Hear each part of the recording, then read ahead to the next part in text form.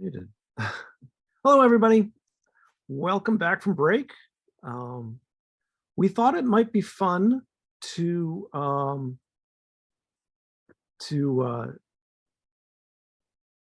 end the day, or end the substantive part of the day, with a session where we just, where we pose some questions for the assembled experts that are here, and maybe sort of engender a little bit of conversation amongst us. So we've been collecting questions over the week. Some of you have offered up some questions as well that we will add as well. But please, if you've got anything that comes to mind that you would want to ask, that you want to follow up on any of the things you've seen over the last 3 days of sessions, do please, this is your opportunity to ask questions. And we've got the full range of folks, everybody who talked, to assembled to answer them. And if there isn't anybody jumping to ask their question, we have collected some, and so I can start, but I want to make sure that nobody's got something burning that they want to get out. Okay. Tom, there is one question in the chat. Oh, good. From Melon. Oh, yeah. Marilyn, you want to ask your question? Yeah. So I'll go ahead and just and repeat it. What can we do to improve turnaround time on getting expert reviewers to submit their reviews? Sure. So I can take that one. Yeah, I find that communication with the reviewers is the most important factor. So when you are inviting the reviewer, providing clear guidance to the reviewer in terms of expected turnaround times and any information in terms of format of the review that you're asking for. And also a really important factor is inviting the correct reviewers in the first place. So, really looking carefully at the matches that you're making with reviewers. So, it's not necessarily just, a wide net, that you're really sending to reviewers requests for manuscripts that they're really going to be interested in looking at and feeling like they have the expertise to do the review. And then also not overburdening your great reviewers. So, keep trying to build your reviewer database, maybe look to your experts to reach out to authors, people that you're seeing submit to your journal, and invite them to be a reviewer if they have not reviewed before. And just, try to build the esteem of the people who are doing the reviews, acknowledge them, have, for example, best reviewer post, somebody who's really done an outstanding job, acknowledge them on the journal site, and do some incentives like that to just keep your reviewers engaged and not overburden them as much as possible. Yeah, something that you've talked. Oh, go ahead. I think you might be adding the same thing, Alex. Are you going to talk about chasing? I was going to talk about, well, you can talk about chasing, and then I have one other idea. Okay, well, I was thinking that one of the things that I've learned in working with my colleagues, Aaron and Alex and others in editorial, is the importance of inviting enough reviewers at the beginning, and also to, chase them diplomatically at the right time. So you all have the more details on what works and how to figure that out. So I'll let you go ahead and take that, and then also add what you're going to add, Alex. Okay. Yeah, well, I was thinking a little on the lines of what you said in the beginning about making sure you invite enough reviewers. And one thing that journals we support that have some of the best timelines for review, one of the things we've noticed that they do is they will set up a fairly large reviewer list at the outset of the process, so that if you don't get responses, agreed reviewers right away, you can quickly move on to the next reviewers in the list. We see that a lot of times when you look at the entire process of securing the reviews, yes, a reviewer taking a long time to contributes to that, but actually what contributes a good portion of the time is just securing the reviewers in the first place. And sometimes you can go weeks and weeks after those initial reviewer invites go out before the editor is inviting the next batch of reviewers. And so if you set it up at the outset where you've got 6 or 7 or 8 reviewers who are potential, and then as soon as the first reviewers don't answer, you're ready to send out those next reviewer invitations, that can have a really significant impact on the process. And then just to add to that, before you go on, is getting a good sense for your particular journal of what the right number of reviewers is to ask at the beginning. Because sometimes it's 5, sometimes it's 3, sometimes it's even more. And so obviously you don't want to be in a situation ever where you're uninviting or having too many reviews on a regular basis. I mean, that's not going to serve anyone well. But certainly understanding and not being afraid to do some over-inviting to see what might seem like it's over-inviting, to see if you can speed up that process and then kind of try to balance it from there. That's right. Yeah. And then just to go ahead, Erin. Another thing that sometimes we notice is the idea that if you give more time, that reviewers are more likely to accept doing the review. But really what we find is that when you give more time, that reviewers might have it off of their radar, and that you really want to invite them to do the review pretty quickly while it's in front of them, rather than setting that aside, and that can improve your times as well for reviewers. And best practice is 3 weeks from time of to get to first decision. So I would just jump in and add, from a data perspective, we've done some survey work in this area, and just to give you an example, from one survey that we did of reviewers for, it was a journal in computer science, 3/4 of the reviewers said that the manuscript topic had a lot of influence on their decision to accept an invitation to review, and whether they were, how interested they were in that was the top consideration. And more than half said that lack of expertise in the topic area was the most common reason for them to decline a review. So those were the top 2, definitely things to think about. Make sure you've got that high quality matching of the topic to who you're asking to review. One just last point, this is more of a tip, but when you've already got one review in hand, so most of the systems have automated chases set up. So if your review is late, the system will send out kind of an auto email. It's come a million times, people tend to ignore it. If you've already got one review in hand and you're waiting for that second review, this is the great time to do a custom chase where you say, Dr. Jones, has one review in hand. He's ready to make a decision. Can you please send your review so we can send the decision out to the authors? And so, doing something like that, a custom chase, really actually can have a big impact to just sort of bring it to decision. Excellent. Thanks very much. Sure. Okay. Following on the business models talk on Tuesday, recently AIP and IOP and others conducted a survey on OA perspectives in the research community and found that 82% of European physics researchers are totally unaware of Plan S. What can we make of this sort of recurring disconnect between the research community and policymakers in terms of OA?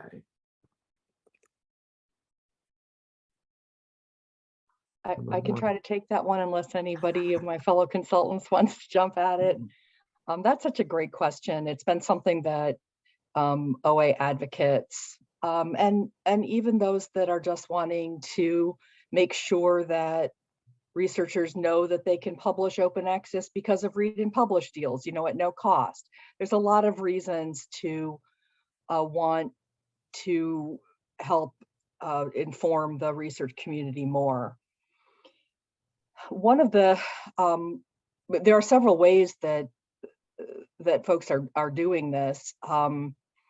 By Plan S was a major example of that, where they're actually insisting on it as part of their review. So the mandates are probably the biggest way where the advocates of open access are trying to push down to the researchers the value that they see in open access.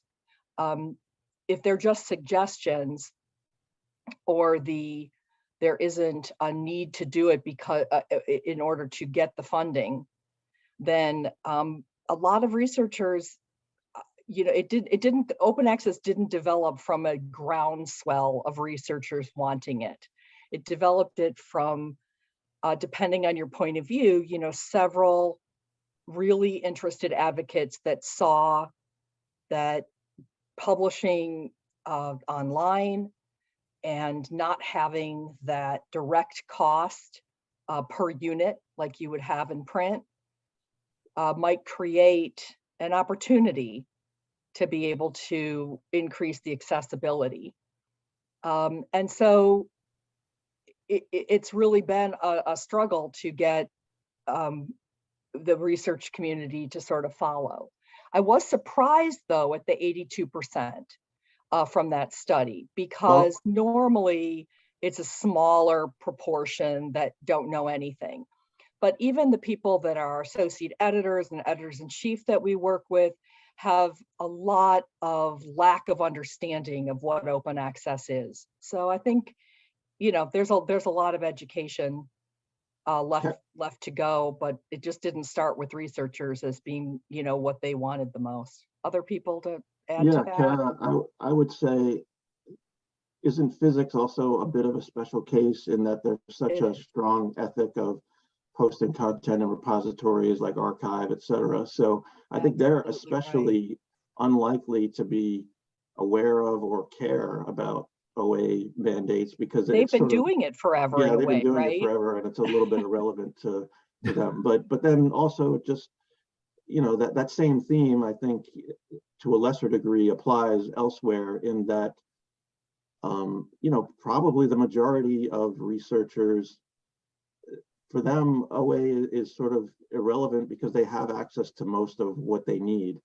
And so, I don't want to overstate that. I mean, certainly there are issues there, but it's more on the margins, I think, that access is an issue. And that's kind of what the OA advocates are pushing for. Yeah. And good point about the physics community. Anne, are you going to add something? Oh, okay, didn't know. All right, I saw you move. You know how it is. I was just thinking that in terms of who would be doing this, Kara, I don't know who you would think, but the societies is really the only thing that comes to mind, because, they have access to researchers in their community. It's hard to think about, how would you approach scientists and researchers broadly, right? It has to be sort of done on a field by field basis. Yeah, the societies are not really there are definitely exceptions. Lots of societies are very eager to, advance open access, but many are not, because they either don't see the need because they think there's enough access, or they are concerned about what it will mean to their bottom line in all reality, and the contribution that they can make to the rest of the organization. So mandates that are tied to funding, seem to have the biggest impact. But Kevin makes a great point. It is field by field, and physics, has had their archive up more than, longer than anyone. And it's often brought up as a reason to not fear sort of green open access, where the articles are out there in a repository, but libraries still subscribe to journals. So it's definitely moving, but I just think that the demand is not recognized among researchers. It's being pushed really from the government and certain advocates.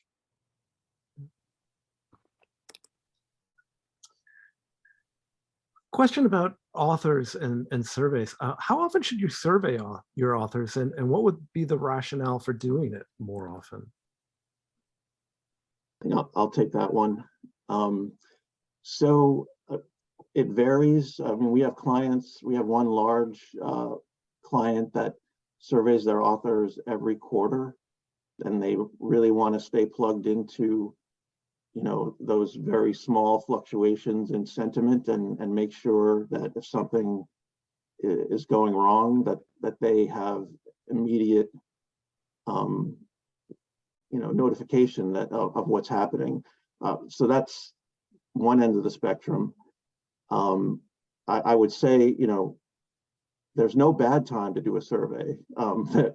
If you haven't done one in a while, do one, because as I mentioned before, in our work, we do find that sometimes societies work in a little bit of a bubble and an echo chamber as far as what the broader market thinks about their publication. So it's good to get that reality check with real data. But from my perspective, I think probably for most organizations, either annually or twice, you know, biannually, every other year would probably be a good best practice. And the reason to do that would be so that you can track over time what you're implementing, how that's having an impact on author sentiment. So if you're making changes to your policies and, you know, trying to get those turnaround times to be shorter, and you're doing the work to try to improve the experience, you want to be able to have a method to see if that's working or not, and how that's showing up in what your authors think about the journal compared with your competitors. So that would be the reason, so that you can trend that over time. And just a little bit of a follow-up question there, Kevin. We had a little bit of a discussion during the break. The slide that you showed of the, you know, the chart where you were showing citation metrics and sort of number of citations per country. So you explained the kind of the bar side of it, but there was also sort of a vertical line. And I just, you know, wondered if you could, you know, expand on that a little bit and the relationship between the two numbers. Sure. Actually, maybe I'll see if I can. Can you see my screen? Yeah. Yeah. All right. Let me see if I can find that slide to put it back up. This one. Yeah. Yeah. Okay. Yeah. So this is a lot of data to throw at everybody for, you know. So in this particular case, the vertical lines are volume of article output, and the trend line over the top is average citations per article. And the data are sorted by citations. So on the left-hand side, we've got Singapore, which has a very small output, small volume of article output, but their average citations per article in this particular field are tops. They lead, they rank number one. And, you know, then as you go through, and it might come as a surprise, I mean, this was, as I mentioned, an engineering and material science project, but, you know, the USA is certainly well represented there, but were surpassed by China. And, you know, that might be surprising to some people, to others might not, but yeah, and I think it just sort of goes to the idea that the world is globalizing, and, you know, I guess that was the theme of my earlier talk, but this is an example of how that happens. And, you know, the best stuff isn't always coming out of the US or Europe. And, you know, don't dismiss some of those smaller players that might have something valuable to contribute. Yeah, and there's such opportunity, you know, by being able to get, just as you were saying in your globalization talk, Kevin, being able to access and expand your network to make sure that it's really covering all the best institutions with the best research coming out of it in the best areas, most promising areas. It can make a gigantic difference. And as everyone is competing for more volume of content, as we talked about during the business model discussion, it's particularly important to look to expand your reach and your network. And this is a way to identify some opportunities that may have been obvious, but may not have been obvious to even the editorial board that's closest to it, the content. Yeah, fascinating. One thing I didn't want to forget, but unfortunately I don't have it in front of me. Ben, you had a question about accessibility. Do you have it on the top of your mind, or do I need to go? Have it if needed. Okay, excellent. Unless, but Ben, if you have it in front of you, maybe you want to address it. I think Wasim is online as well to address your question. I think I worded it more eloquently than I'll be able to say off the top of my head. So Would you like me to read it? Please do. So for Wasim, is during the Ask the Expert, blah, blah, blah, how would you recommend content creators strike the balance between accessibility compliance to the degree you spoke of in your presentation and not quote unquote oversaturating their content with things like robust alt text, especially given their average audience and member site visitor, and you meant traffic by that.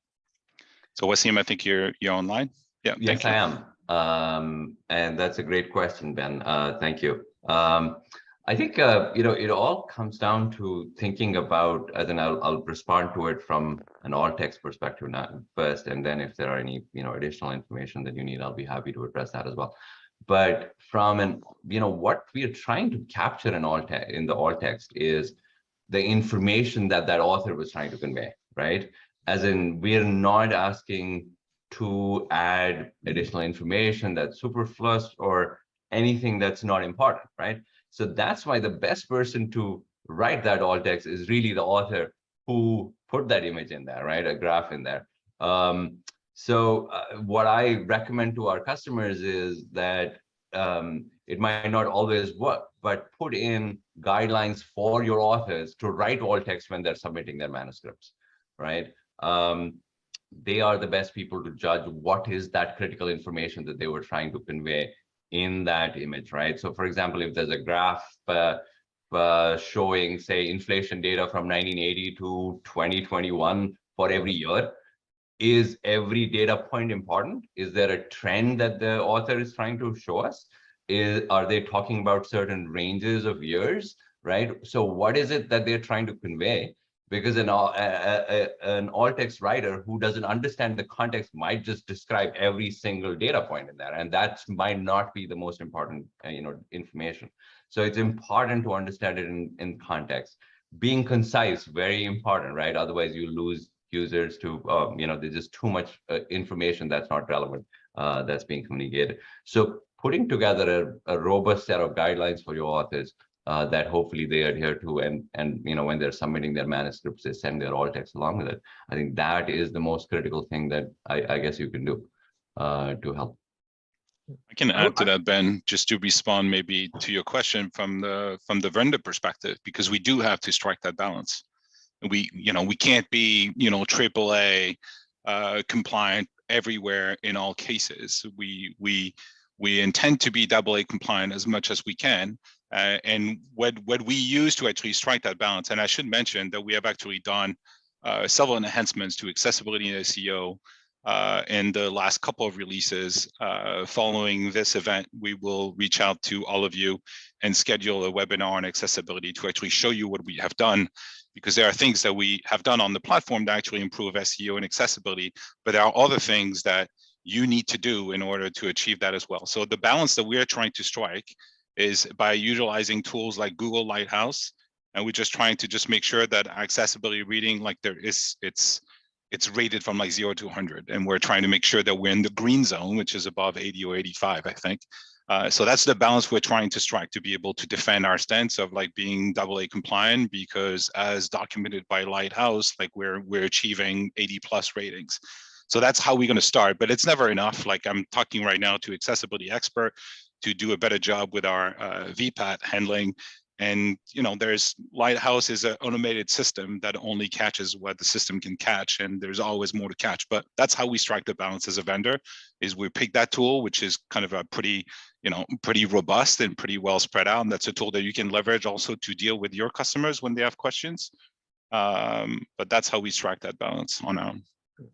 I would also say the thing that I found really interesting in Wasim's presentation was that I think the tool is great, and as I said, we're incorporating it into our workflows, and we'll be doing this webinar on it.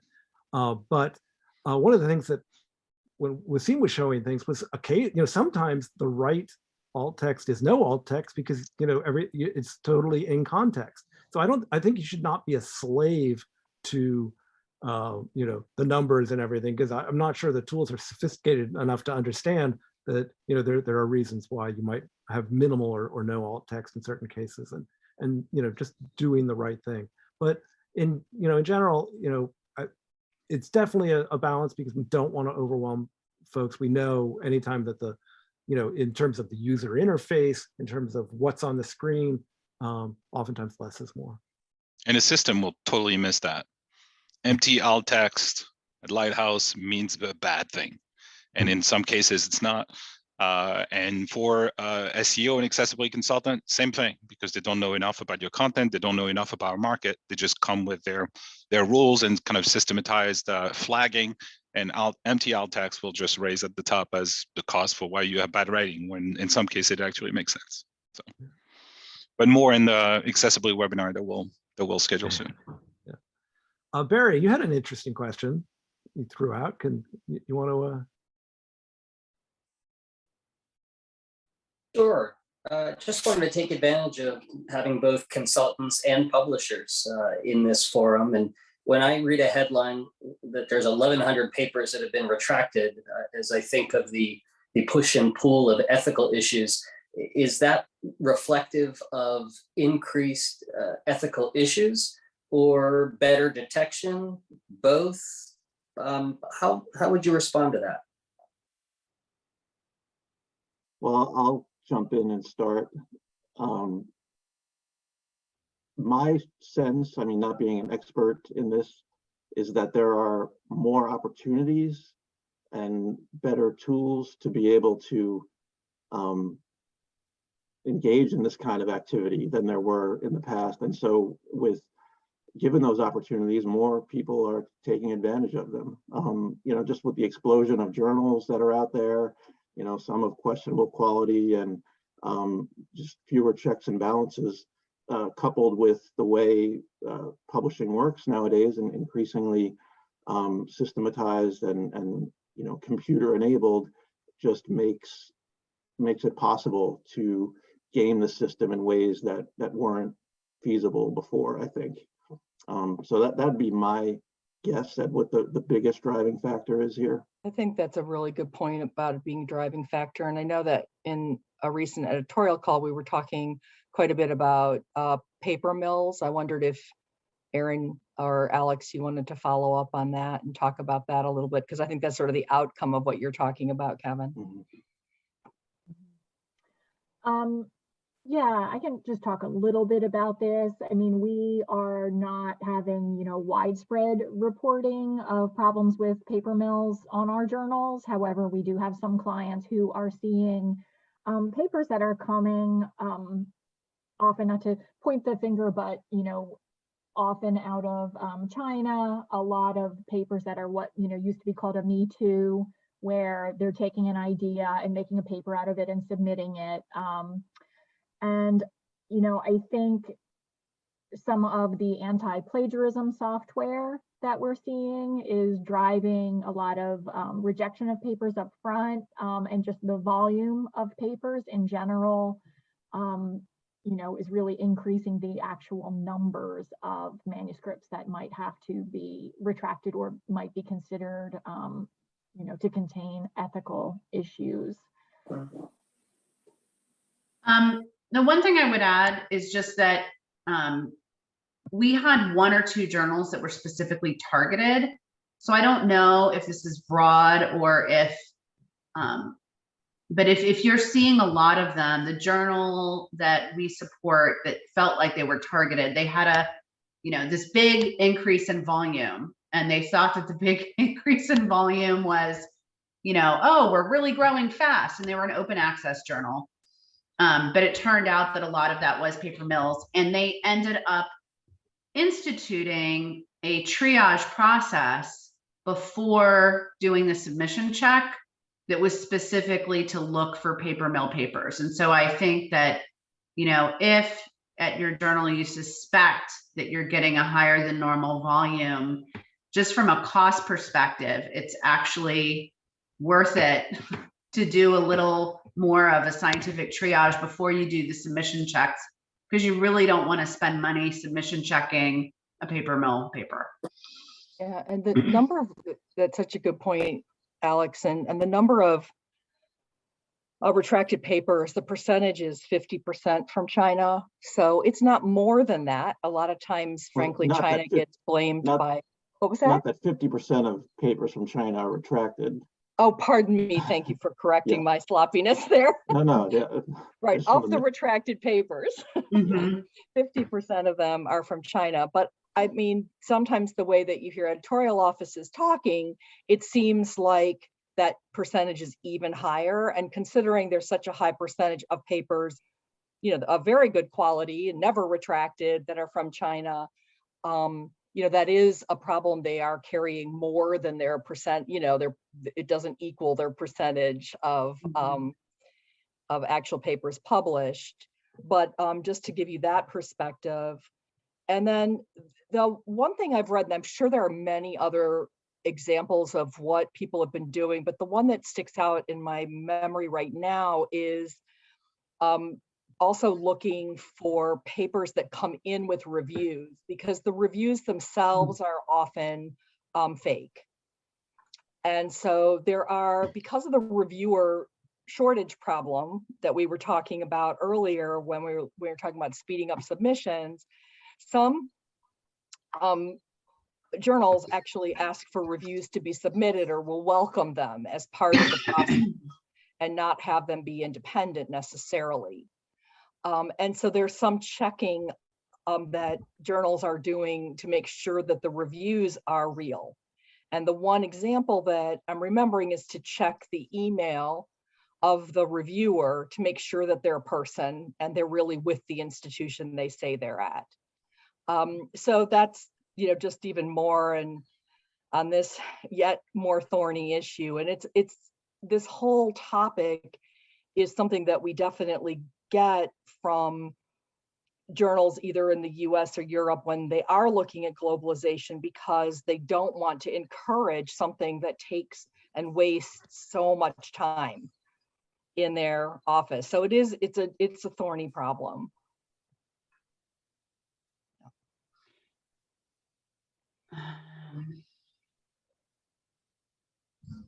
Mike, I'm aware that we're a little over time. Do we want to take one more question? Yeah, I think this is going well, so let's keep it going. Okay, so just to change gears a little bit, as an organization, we want to make sure that, and this has been such a topic of conversation over the last couple of years, as an organization, we want to make sure that we are diversity, equity, and inclusion, DEI, is clearly important, but it's sort of overwhelming. So we don't, and we don't really know where to start. Do you have any advice about how to get started if you want to get going on your DEI initiatives? I can take this one.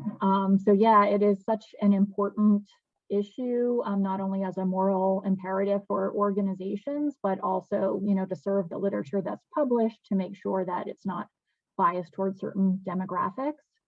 So, there's a lot still to figure out on this, but if I were to give one piece of advice, it's to really get involved with and support and follow organizations in the industry that have groups focused on this topic. KGL, for example, is an adopting organization of the SSP initiated Coalition for Diversity and Inclusion. in scholarly publishing. It's more commonly known as C4 Disc. And, you know, you can check out their website. It's open to all, and it has a wide variety of resources. Even though they're still fairly new, they've done a lot of work already. They have toolkits, and they have, you know, lots of great insight, links to resources. And just coming up, they're going to be hosting a webinar on strategies for developing diversity training for editors. So I really recommend you check out that resource. And, you know, other organizations also have committees and groups organized to dig into this. Alex and I both are actually members of the DEI committee of CSE. And, you know, we're working on a website dedicated to DEI resources, and also working on updates to the CSE white paper, which shall be renamed to better reflect the principles of DEI. So a lot of movement, and I think, you know, all the organizations involved are really learning from each other about things to put in place for DEI.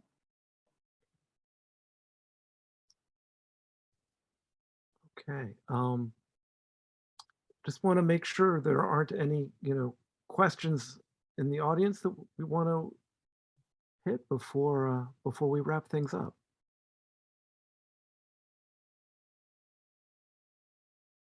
Okay. Well, I just want to give a huge thanks to all of our speakers and all the experts today who agreed to join us. It's really for Jose and I, it's super exciting to have the KWF group become part of the organization. It feels like we've got a huge resource there, and I hope you as our publishers can take advantage of that where necessary. So thanks again, everybody, for participating, and thank you all for listening in on the sessions over the last 3 days. And please, any feedback you have for us on how to improve things, we're all ears. We've had some discussions about spreading things out a little bit over the next year, perhaps, and just lots of different ideas. So let us know what you think, and we'll also be trying to follow up in steering meetings to talk further about how best we can communicate with you guys and keep you up to date with what's going on. So thanks so much for participating.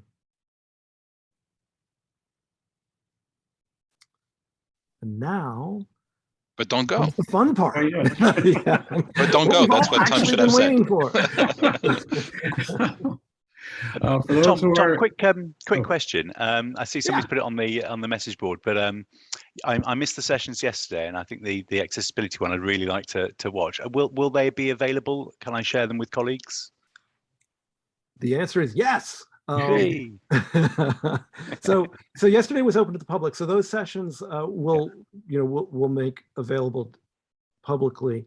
The Tuesday and today we'll do the same thing as we did last year, where we put them up behind a little basic authentication, and we'll send you out the credentials for that. Great. Anything to add there, Mike? I think that.